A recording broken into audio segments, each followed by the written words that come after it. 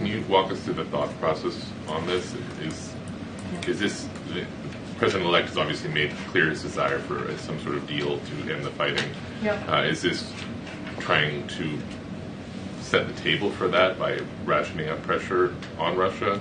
Another way of asking that is, why not do this earlier than now? I mean, look, this is, as I stated, this is a commitment that was made by the president and the G7 counterparts, his G7 counterparts, and we've always said that we were going to find ways to put pressure on Russia. We've always said that it is up to Russia to end this war. They can do it today. And we've been, I think, pretty clear on that. This is not the first sanctions. We've done multiple sanctions over the past almost 3 years as this war has gone on. And so this was, it wasn't just us. This was also in coordination with our allies and partners. And so that's what you saw. You saw UK make an announcement as well. But we've been clear. We've been clear that we were going to take actions. And so that's what you see from this administration. But this is not the first one, right? We've done multiple, as I just stated, actions before, and we want to make sure that we hold Russia accountable here. But by definition, you made the choice not to do these specific actions, which are pretty significant. Yeah, they are significant. For a couple of years. So why not? And again, why didn't you do it a year ago? No, why now? What changed? And again, in my answer to you just moments ago, it's not just us. This is also being done with our G7 counterparts. This is essentially a group effort, and that's what you're seeing today. Okay. I know I have to. Go ahead. Thank you, Karine. Do you have updates on the American citizens that are being detained in Venezuela? The Maduro government claims one of them is an FBI agent. If you can confirm.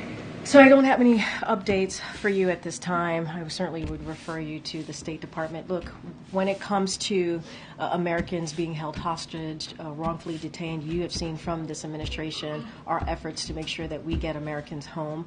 I think we have shown some success in doing that, and that is going to continue to be our commitment, even though we have 9-10 days left. I don't have an update on this particular individual. I certainly would refer you to the State Department. And one more, if we can get a reaction on Indonesia becoming a full member of BRICS.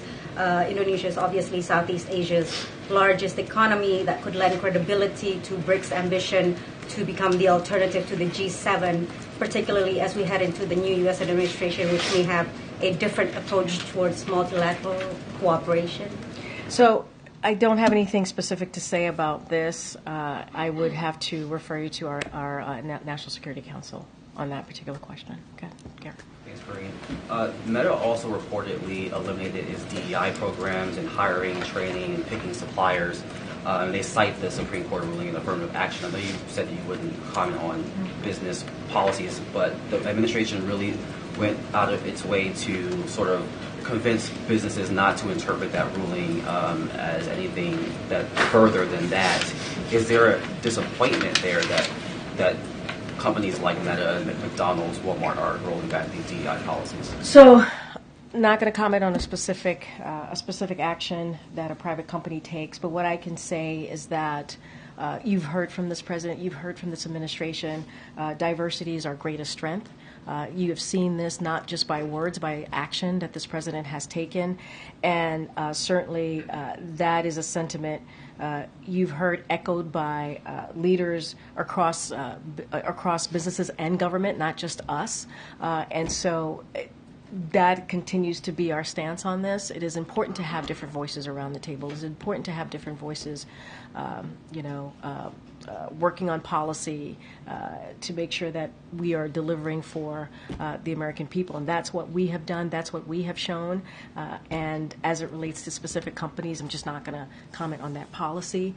But I think by our actions and what you have seen us do over the last 4 years, our commitment to that, our commitment to making sure communities that are normally left behind have a voice or not, or don't feel like they don't have access, and changing that around. We have done that in many ways, whether it's the economy, whether it's lowering cost on prescription drugs, making sure manufacturing jobs come back, helping for wages to go up. We have done this and shown our commitment to that. Again, I'm not going to speak to any particular company. Yeah, sure. I recently spoke to Reverend Al Sharpton, and he said that he would like the president to issue a pardon for Baltimore County State Attorney Marilyn Mosby and Jesse Jackson Jr. Can we expect to hear an announcement on any high-profile pardons such as these? Yeah, I'm not going to get ahead of the president. He's going to make some more announcements or pardons and commutations. Certainly, we've heard from groups out there who have certainly been very vocal about what they think the president should do. The president and his team is working through it. They're trying to figure out the best way forward. Obviously, the president believes in Americans who have shown that they can get a second chance to have that second chance. And I think you've seen that. This is a president that has been pretty historic in his actions in moving forward with pardons and commutations. I'm not going to get ahead of him. Karen. Thanks, Karine. Does the president expect that President-elect Trump will be here in the morning before the inauguration? Has that invitation been accepted by the president? I would refer you to the transition team to speak to what the president-elect is going to do or not do on January 20th. But he extended the invitation to come here. That is something that is a tradition, so obviously we are going to try to continue that tradition, but I would have to refer you to his transition team. Go ahead, Emma.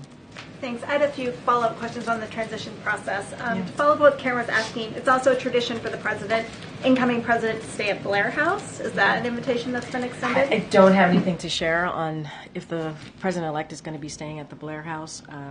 What I will say is we certainly are trying to continue the traditions here. We want this to be an effective, efficient, peaceful transfer of power.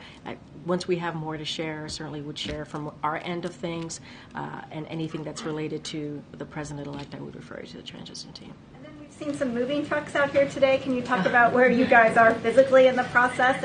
And have there been any directives? Because I know in the past with the other administrations there's been issues with classified documents and mix-ups, and I know you guys have said you want to be careful and follow the rules. So we are going to do our best, certainly to be careful, to follow the rules, to do this the right way, to follow traditions, obviously, as the president truly wants to do, as he showed right after the election, having the president-elect in the Oval Office and putting everything aside and making sure that we were putting the American people first and what they wanted, respecting the results of the election. That's what you've seen from this administration.